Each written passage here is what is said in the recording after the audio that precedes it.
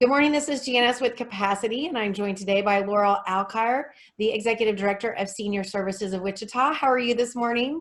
I'm doing fine. How are you doing, Janice? I'm really good. It's so good to see you. You too. Laurel is what I would consider a client and a friend. She is delightful. Her team is amazing. They have gone through the process communication model training this past year. So we Yes. spent a lot of quality time together, which was fun. And I Yes. thought from a nonprofit perspective, the stories you have told me about what your staff has done to keep delivering Meals on Wheels has been phenomenal. So I want you to share that story with everyone today. But the first thing I want to ask you, this is a thought that occurred to me this morning. You have to be spontaneous. When I was overseas during college, we made a list of like the top 10 things we missed about living in the United States. Wow. And so I think there's got to be some sort of top 5 list of things we miss right now. Like what's something that you miss the most? You know what I miss the most is seeing my father. He has dementia. He's in an assisted living unit, and they've been on lockdown for a good month now. Mm-hmm. Um, I talk to him on the phone. I check in with him every morning and every evening. And then my sisters and I have made visits to his window, Oh, which is, first of all, it was kind of weird, but now it's just standard procedure. And they do let him open the window so we can talk through the screen. He has to sit 6 feet away from the window, but that's the hardest part, is not being able to take my dad for a ride or take him out to dinner, even take him to the bank. Just not being able to touch him and see him face to face is the hardest thing. So I have promised him, when this is all over, he graduated from KU. He was a pharmacist for 42 years. He wants to go to Lawrence. I said our first road trip will be to Lawrence. oh, And so that's he has something to look forward to, and he remembers that. He's one of the brighter ones at it's a small facility. He's one of the more alert ones. So he is looking forward to that. But he's always asking, when's it going to be over? And I have to say, we don't know, Dad, but you're in the safest place you can be. So, No, and we've talked about that. My mom's in memory care as well. And I find what they have done also extraordinary. yes. Trying to figure out how to continue serving. I mean, there's so many people I continue to encounter that I don't think about the continued service that they're Right. having to do nonstop. School systems, nonprofits, Yes. nursing facilities, assisted Yes. living, all of that, and to keep their workers safe, keep the people protected, try to maintain. That's a really good idea about the window. I haven't even thought Yeah. to ask you. Yeah, in fact, they sent a letter a couple of weeks ago, and some families were removing the screens, and I'm like, who's doing that? I wouldn't even know how to do that. And they're like, please don't do that. There has to be some barrier between you and your loved one. Right. Well, But and I'm like, because of that, we're not one of those families, so we're content just to be able to see them through the window. no, It's that's a really great idea. And yeah, and I think for me it's missing touching people, like it's hugging. So when I yes, do see people even in the neighborhood walking, it feels so awkward to not greet someone with a handshake or a hug. You know? yes, And isn't it's just so instinctive? I have to pull back. me too. Me too. Me too. So yeah, I'm ready to get out of this bizarro world. So Yeah, me too. so tell me the story of senior services, what you provide and how you guys have adapted, because I find it extraordinary. Well, thank you. We have adapted. We are a private 501c3. We've been around 52 years, and our mission is to keep older adults engaged and at home for as long as possible. So we have several programs, but our largest is Meals on Wheels. And we serve about in between 850 and 875 meals a day, Monday through Friday, to homebound seniors who are 60 and older, are unable to cook for themselves and have no one to do that for them. So for a lot of our clients, we are it. Mm-hmm. Um, and so we send out a hot meal at lunchtime. It's delivered by volunteers. We have about 75 routes a day. Not only is it a hot meal, but it's that human contact, which is so important. Mm-hmm. And our volunteers are really connected with their seniors. And most of them have the same route. We have volunteers who come every week, every Wednesday, every Thursday. So they've really gotten to know their people. and look forward to that, and our seniors look forward to that interaction. Because for a lot of them, we are the only person they see every day, the only person they see. So many of them don't have much of a support network, and they're dealing with one or more chronic conditions that really limit their ability to do much. So when this all happened, we all kind of freaked out. But working with our local area agency on aging and the state, kind of put a plan together. You know, they said you've got to, when this social distancing rule came out and the stay at home, you've got to adapt. You still have to deliver. Because I mean, I had staff that were like, can we just not do this for a while? And I said, no. You know, we are an essential service and we feed people. We are all they have, and we're also performing a safety check to make sure they're okay. So no, we can't, but let's all sit down and figure out a way. The first thing we started with was asking volunteers to stay in their cars.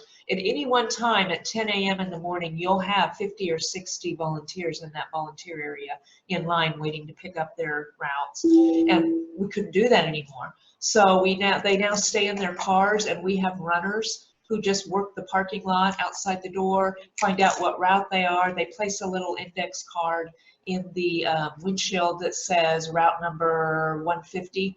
And then there are people in there, they have to hand their carriers over because the meals do go out in an insulated carrier. Those come in and are sanitized by other staff and then passed on to the line. And then we have staff who are packing, grabbing the route sheets and packing. And then they'll go out in the parking lot and they see there's route 150, and so we're delivering that to them. So we're staying safer. We are out of masks. We are using gloves and providing hand sanitizer to all of our volunteers as long as we can continue to get that product. So we started that about 3 weeks ago, and it took about a week. It was a little hectic, too many cooks in the kitchen, so to speak. And so our volunteer coordinator really had to take charge and assign people their task, and it's gone wonderful. And I think the volunteers appreciate that they don't have to be exposed as well. And so then about 2 weeks ago, what we were finding in Monday and Friday, volunteers were dwindling.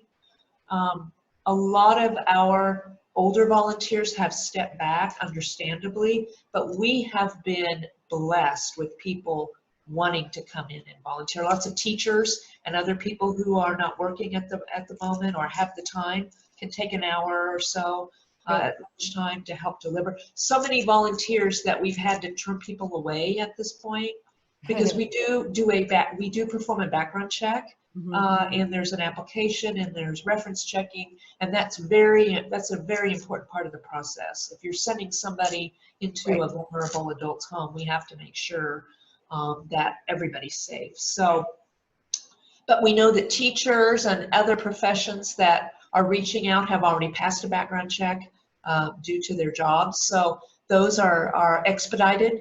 And so, but Mondays and Fridays were dwindling, and out of 70, 75 routes a day, we would have 20 plus open routes, which meant staff was gone all afternoon delivering those meals. And so 2 weeks ago, we went to delivering hot meals Tuesday, Wednesday, and Thursdays. Okay. On Thursday, they also get a shelf-stable meal, which is a collection of items like canned meat. You know, it might be a can of soup, a Hormel meal, you know, crackers, fruit cup, vegetable juice, trying to meet our RDA requirements for federal funding.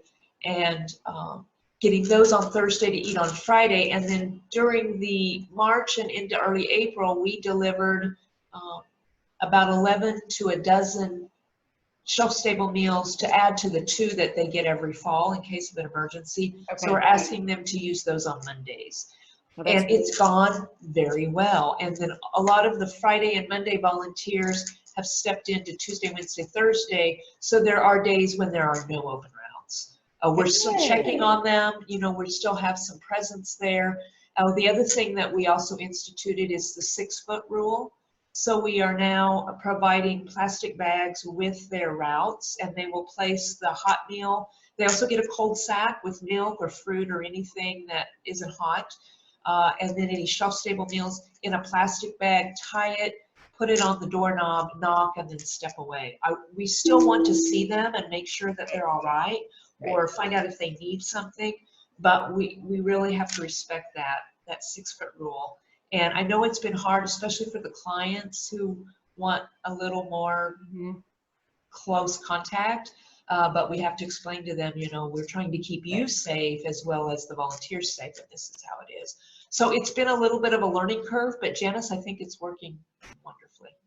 No, I love that. It's such a great story. And I think what people need to continue to hear, especially people who aren't in conversation or know people that are at nonprofits continuing to serve, is it's not just the teachers and the healthcare workers that are having to adapt so quickly. Your clients have increased need. It doesn't go away. It does not go away, no. There are lots of nonprofit services that aren't able to kind of quietly close or quietly make adjustments in a time period like other businesses. It's difficult, but when you're trying to navigate continued service or increased service in this climate, I just find it extraordinary that you didn't make a decision to say no and to stop. So, no. Well, and I will tell you, the PCM training really kicked in during this process because we all sat down. And, we did the training because there was some issues that we needed to deal with, and departments kind of operate in silos a lot of times. And so creating a team, we're all a team and we all have the same goals and aspirations in mind, sitting down and everybody sharing their ideas and bouncing it off each other was just such an incredible process. And I'm not sure, Janice, if we hadn't done the PCM that it would have worked like it has, and being open to ideas, and then everybody getting on that bandwagon and understanding their part of the process and what they're responsible for, and that's what they do, and somebody else is responsible for something else, and how it all just came together like a puzzle was something to see. I was really proud. Well, you have an extraordinary team, and they are all insightful enough and picked up on the training. And it's part of the PCM that I love the most, is that once it's unlocked that ability to see people as their true strength and individuality, and also give grace in distress, right? I'm sure that through the past few weeks, everyone, oh my gosh, has been in distress at one point or another. But not taking that personal and picking up those offenses and realizing everybody has to work in that deep swamp for just a few minutes and give grace in it. It alleviates more conflict. Right. And everybody seems to be working as a team. I mean, it's not easy. Some days are harder than others, but it seems to be that we're clicking, and we're all making sure that our main objective is taking care of these homebound seniors. That's what we do. Absolutely. So the other thing that you said that I love, because you're so authentically real, Laurel, is you said we freaked out for a minute. Oh boy, the end of March. It was a Monday morning. Something else had happened, and then my kitchen staff just decided we had a couple of instances where people may have been exposed, but didn't declare that. I shared that right away, and so they were all freaking out. They're like, we can't do this. We just want to go home. And I'm like, no, you can't. I mean, if you want to go home, you go home, but I'm going to have to find somebody else to do this, because this is what we do when we're an essential service. And so I sat down with the staff and we talked about it, and the two staff that thought they may be exposed shared their stories, and of course everybody freaked out. And I said, you need to go home immediately. You shouldn't even be here. And they stayed away for 2 weeks. Come to find out, it was a little more dramatic than the actual event. Right. And so, but we still have to protect everybody. That's right. And so I even looked at contracting out for meals. We had a statewide call with all of the meals providers throughout the state who are funded with federal and state dollars and local dollars. And a lot of them already contract. They're not as fortunate as I to have my own wonderful 5,000 square foot kitchen. And so I even talked to a caterer about that. And then the staff freaked out. And I said, no, wait a minute, you know, you came to me with an issue, and as a leader, I am the one that has to lead you and figure out a way to continue service. We ended up, kitchen staff hired a couple of extras and are now kind of settled into a routine, and everybody's, you know, staying safe and trying to keep their distance. That's hard when you're dishing up the meals Right. to go out. But my kitchen manager, every so many minutes, they stop, change their gloves, wash their hands, just to, you know, and they're cleaning, I mean, incredible deep cleaning. So I think we're doing whatever we can, and it's settled down now. And as I said, everybody sat down and worked out a solution. You know, So I think that it's was a panic mode for me at that moment. sure it So. was. And there's two things that come from that that I want to keep talking about. And one is assuaging fear, right? Because I think even as we start to come back online, and some of your other volunteers might be gun shy coming back. And Yes, like that is yes. we, as a leader, how do we provide confidence and assuage fear for our staff, for your volunteers, for your clients, that we are on the backside of something. Right. Yes, and that's going to be, you know, some of us are a little more, I don't want to say comfortable, but hopeful I hear that, you know, we're doing the right thing and that this is going to pass. Others, not so much. And so trying to, like you said, assuage their fears and just say, you. this is what we do. These people need us. We are an essential service, so we're not going to stop doing what we're doing, but let's figure out how to do it safer. And once we figured out a routine, everybody is much more relaxed. You know, still, you know, on edge, you know, and trying to be as careful as they can. But I think it was just sitting down and talking about it and explaining, you know, this is our responsibility. How do we best go forward and keep serving? Right. And And so everybody had a stake in the game. that's right. Well, and it's doing the best, doing the best we can with the circumstances that we have, and they That's might right. not be perfect. That's I right. think that's part of the confidence in moving forward. And and the other thing that you said that I thought was really interesting. So one of the other things that you mentioned, Laurel, that I thought was really incredible, that I find in all these conversations that I learn about the ingenuity of the human spirit, and that in a crisis, you know, we have to give ourselves a moment to do the freak out. And what you did Yes. as a leader was just talk through it. And then Right. all of a sudden you get to the creativity of your staff. And Mm-hmm. this is what we're going to do. This is the goal. How do we reach it? And Right. I find the stories extraordinary for the creativity of the human spirit, even in crisis, to reach the goal that's set before you. Well, and I think once they all kind of put their heads together and figured out there is a way that we can do this and still try to keep everybody safe, Mm-hmm. I could just almost feel this collective sigh, you know, Mm-hmm. oh, okay, this is going to work. I think this is a good plan. So, So it's all, you know, it's not about me. right. It's really not about us. It's about the people we serve. That's right. But I have to tell you that I haven't done the work. It's the staff who have stepped up, and you know, I've allowed them to do that and step forward and take control. So Well, very proud. this will tell me how it's really rolling. Is there still singing and dancing going on in the kitchen? I think so. You know, I kind of stay out of their way now because they've got a rhythm, and I tried to help the first couple days, and I really was in the way. There's too many people, too many, as I said, too many cooks in the kitchen. So I just kind of stay away.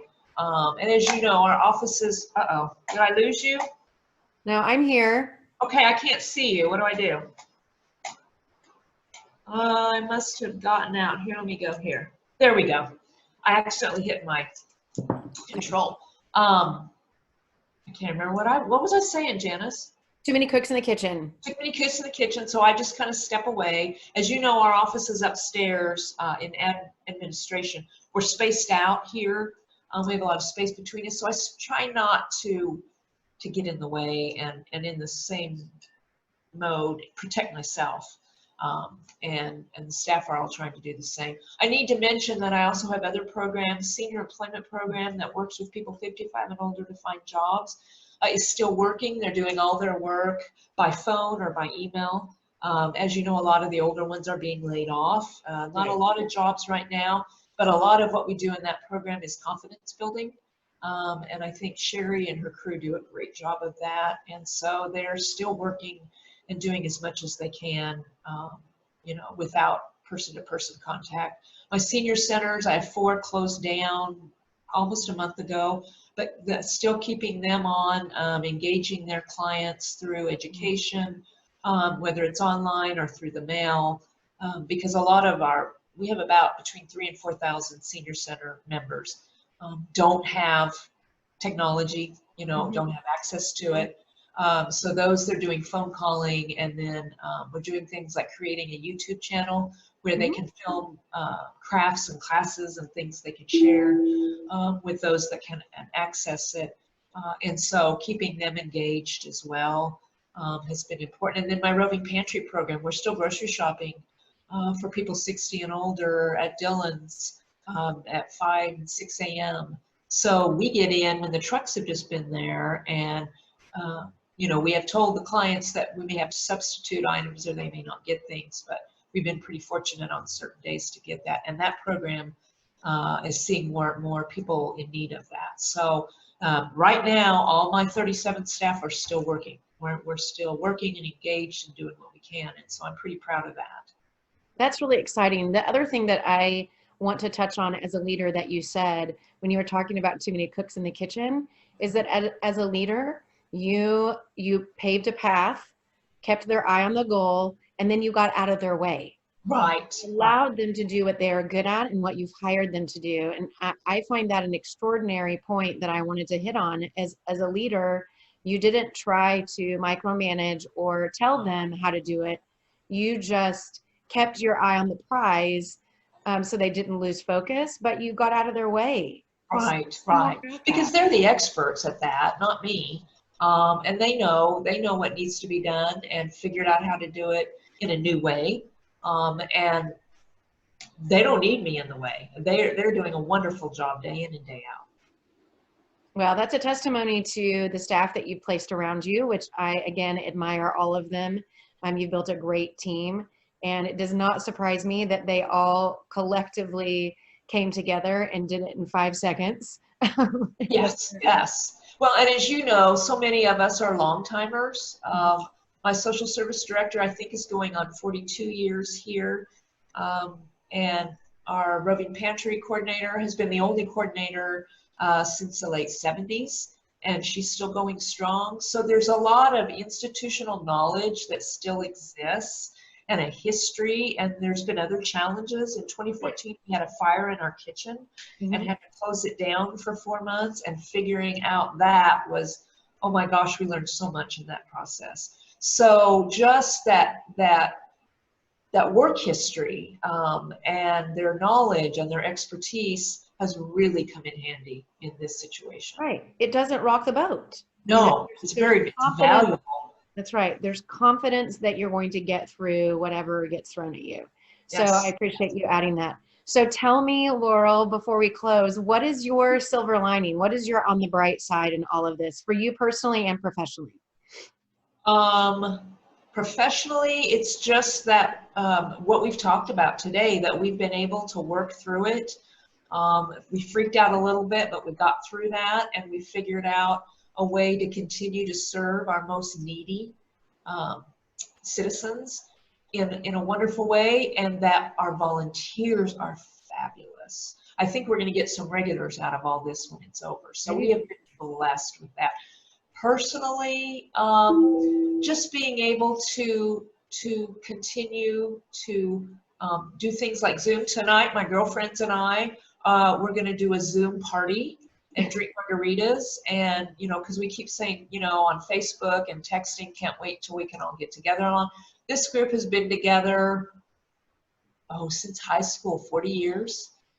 We've all been friends, and people got married and had kids, and now the kids are grown, and we're big campers. I said, are we still going to the lake in August? And they're like, of course we are. So just kind of keeping track of everybody and being able to communicate with them in a different way and still make it fun.